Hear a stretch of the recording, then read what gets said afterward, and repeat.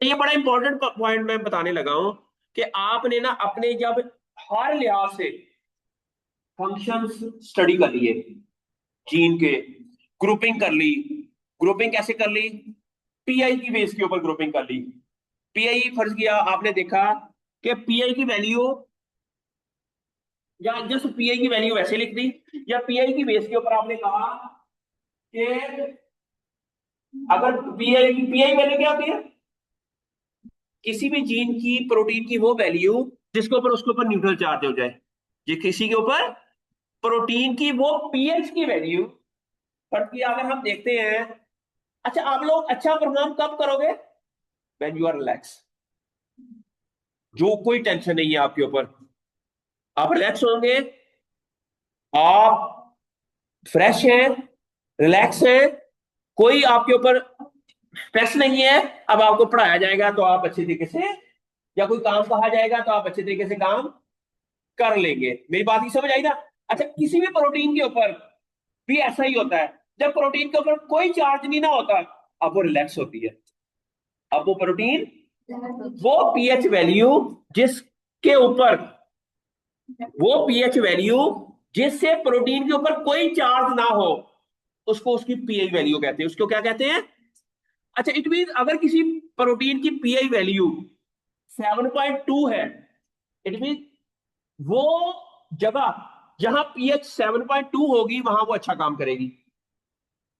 पर जो आपकी सॉरी आपकी प्रोटीन है, आपकी पीआई वैल्यू है 7.2, आपका नाम है मुझे फिर इरम इरम की पीआई वैल्यू है 7.6। आप और हम और ये अब्दुल इसकी पीआई वैल्यू है 4.5। हमने देखा कि लीफ की जो पीएच होती है ना, वो अराउंड 5 होती है। फर्ज किया, फर्ज किया जो आपका लीफ है उसकी पीएच कितनी होती है? इट मीन अब्दुल कहाँ अच्छा काम करेगा? लीफ में, क्योंकि इसकी पीआई वैल्यू क्या है? 4.5 या 5 है, 5.1 है। लेकिन आप दोनों वहां अच्छा परफॉर्म नहीं करेंगी, क्योंकि आपके ऊपर चार्ज को पार्टिकल होगा।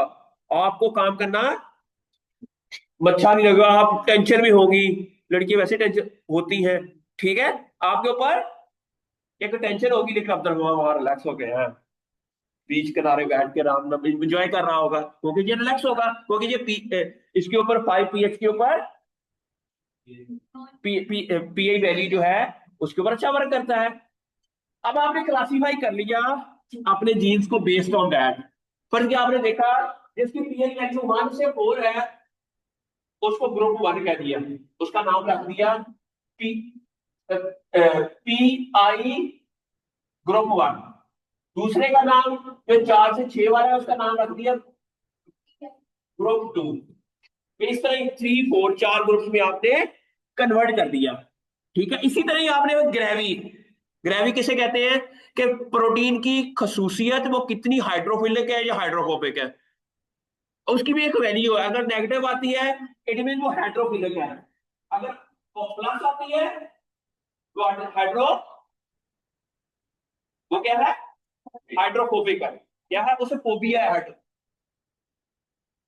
हाइड्रोपैथी कहते हैं इसको। क्या कहते हैं? हाइड्रोपैथी। अच्छा, अब आपने देखा कि कई ऐसी प्रोटीन्स हैं जिसकी हाइड्रोफोबिटी नेगेटिव में हो, इट मीन वो क्या होंगे? हाइड्रोफिलिक होंगे, वो पानी से मोहब्बत करती वाली प्रोटीन होगी। इट मीन ऐसी प्रोटीन पानी के अंदर अच्छा परफॉर्म करेंगी। ऐसी सी प्लांट जो ऐसे फिशेस जो भी हैं, उनके अंदर इस तरह की प्रोटीन्स ज्यादा होगी। लोग जो हाइड्रोफिलिक होगी वो मोहब्बत वाली होगी, पानी से मोहब्बत। हाइड्रोफोबिया नफरत करने वाली प्रोटीन, पानी से दूर भागने वाली प्रोटीन। अब हमने देखा कि अब्दुल की हाइड्रो ऐसी है कि ये हाइड्रोफिलिक है। क्या है? और ये ऐसे प्लांट्स के अंदर जिसके जो जो जो हाई वाटर रिक्वायरिंग है उनके अंदर ये अच्छा परफॉर्म करेगा। लेकिन ऐसे प्लांट जिनको पानी की जरूरत ही नहीं इतनी होती, तो वहां पर ये अपने आप को सुप्रेस रहेगा। समझ आ गई आपको? अब आपने हर लिहाज से क्लासिफिकेशन कर लेनी है बच्चों। ये बड़ा इंपॉर्टेंट पॉइंट है, इसको देख लो, इसको ये देखो। अब आपने क्या करना है, ये देखो। अब ये जीन है 4, ये क्या है? उसके अंदर पहला कॉलम क्या है कि एक्सप्रेशन। फर्स्ट किया हमने देखा कि उस जीन का जो एक्सप्रेशन आया ना अंडर बायोटिक स्ट्रेस, वो इतना है, आरपीटीएम वैल्यू, वो लिख दिया हमने। फिर हमने आगे लिख दिया उसका ए बायोटिक स्ट्रेस के दौरान। फिर हमने देखा उसके अंदर नंबर ऑफ मोर्टर्स कितने थे उस बेस को, वो तो नंबर लिख दिया हमने सब कुछ। फिर हमने देख लिया पीआई वैल्यू कितनी, वो भी लिख दी उसमें। बाद में हमने एक और कॉलम बना लिया कि पीआई फर्ज किया, पीआई की बेस के ऊपर हमने लिख दिया कॉलम आगे, यहां पर एक और कॉलम ऐड कर दिया पीआई की बेस के ऊपर, उसका नाम लिख दिया pi group one. Group one के अंदर फर्ज किया हमने, देखा जिसकी भी वैल्यू लेस देन 6 है ना, वो ग्रुप वन में आती है। ये क्या होगी, ये ग्रुप वन में होगी। इसके सामने लिख देना हमने 0, ये नो, ये 0, ये नो, ये 1, और इधर 0। अब हमने अगला एक और कॉलम ऐड कर दिया,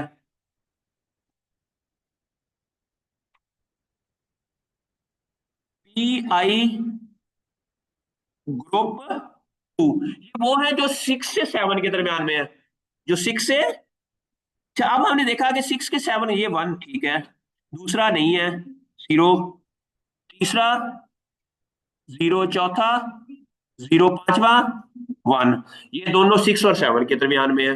फिर इसी तरह ही आपने एक और ग्रुप बना लिया जो मोर देन 7, उसको हमने ग्रुप नंबर 3 कर दिया, पी आई ग्रुप 3। अब आपने इसके मुताबिक ये भी 0, ये 1, 1, 0, 0, क्योंकि ये 7 से नीचे है। इसी तरह आपने तमाम जीन्स का जो डाटा है ना, आपके 15 जीन्स है, और इधर आपने फिफोलॉजी ट्री की बेस के ऊपर क्लासीफाई कर लिया, फिर आपने ग्रेवी वैल्यू की बेस के ऊपर क्लासीफाई कर लिया, फिर आपने उसका एक्सप्रेशन की बेस के ऊपर हमने देखा ये जीन ड्राउट के दौरान ओवर एक्सप्रेस होता है कि नहीं। अगर ओवर एक्सप्रेस होता है तो 1 लिख दे, नहीं होता तो 0 लिख दे। मेरी मेरी बात की समझ आई ना। तो आपने जितने भी एनालिसिस किए अभी तक, उन सबको इकट्ठा आपने एक फाइल बना ली। फिर हम ये फाइल देंगे मशीन को, मशीन को कहेंगे ये सारा हमारे हर जीन की जो प्रोटीन हमने करेक्टराइज की है उसके बेस के ऊपर ये डाटा आया है। अब इसके मुताबिक इस प्रोटीन का फंक्शन फाइनल प्रोडिक्शन दो कि ये पहला जीन कौन से वाला है, दूसरा जीन कौन से वाला है, कौन से जीन है जो सिमिलर है उनको एक ग्रुप में कर दो, कौन से जीन है जो डिफरेंट है, सारे एनालिसिस की बेस के ऊपर। ये तो हमने सिर्फ पीआई की बेस के ऊपर क्लासिफिकेशन किया है।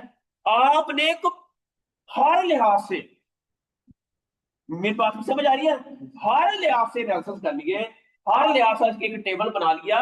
फिर हमने एक मशीन लर्निंग एल्गोरिथम्स है, एआई को कहेंगे हमारे पास, वो भी मैं आपको बाद में सिखाऊंगा कि कैसे हमने इस डाटे को यूज करते हुए इनसे फाइनल अप्रूवल लेनी है। बताओ जीन का फंक्शन क्या है, वो हमें बता देगा कि what could be the function of this gene, what this gene will behave, how much this gene will behave.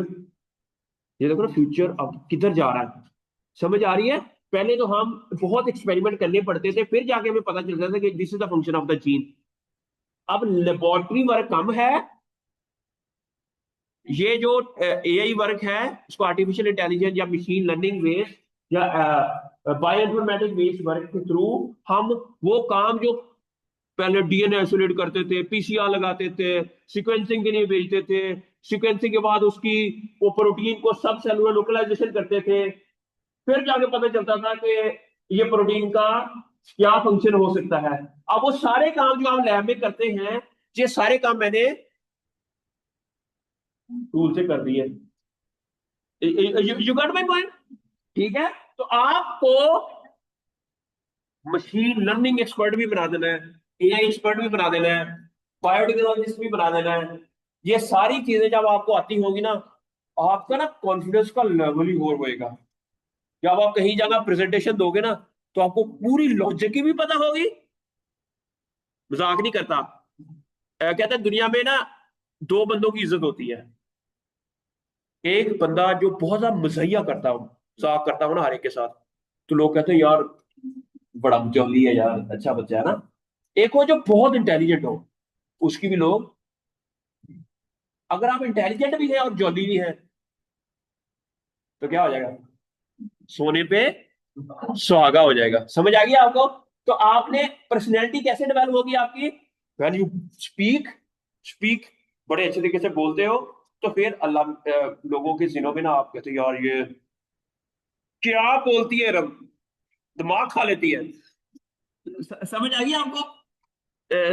You got my point. अब ये कैसे है, लॉजिकली जब आप प्रेजेंट करोगे डाटे को, तो लोग कहेंगे वाह, प्रेजेंटेशन भी है उसने, क्या छा गई है, क्या छा गया है। ठीक है, अब्दुल रहमान छा गया है। ठीक है, गुस्सा तो नहीं किया, नहीं किया, चलो शुक्र है। अच्छा अब ये अब और कोई क्वेश्चंस हैं तो आंसर्स हैं तो मुझे बता दें।